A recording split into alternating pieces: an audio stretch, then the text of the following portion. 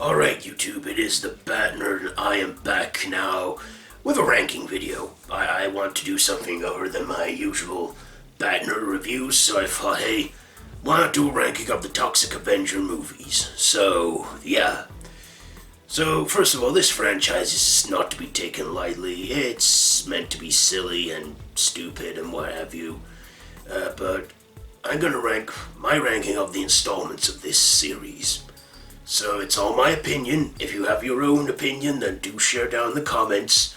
But here we go. So coming in at number one, number four, it is the Toxic Avenger Part 3, The Last Temptation of Toxie. Now, this came out in 1989, the same year as Part 2. Because Parts 2 and 3 were originally one movie, but it was too long, so they broke it into two parts. This is definitely the weakest entry in the series, and I got a little bored with it, and it did get too silly and surreal for my liking. So that's why it's at number 4. Number 3, it is The Toxic Avenger Part 2.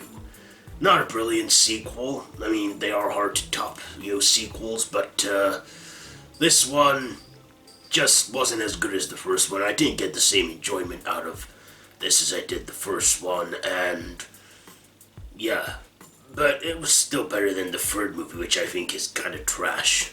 No pun there. And number 2, it is Citizen Toxie, The Toxic Avenger 4. Now, like I said, this was the 4th movie, but it served as the 2nd installment, and it was slightly better than the other 2 sequels. In fact, the studio Trauma kind of thought, yeah, these movie sequels are shit. Let's just, make this one, and even though it's the 4th movie, still acknowledge them, but forget they ever happened. And I think that was kind of for the best. And my number 1 pick, it's obvious, it is The Toxic Avenger, because without this one, we wouldn't have got the sequels, and this wouldn't have become the cult hit that it is.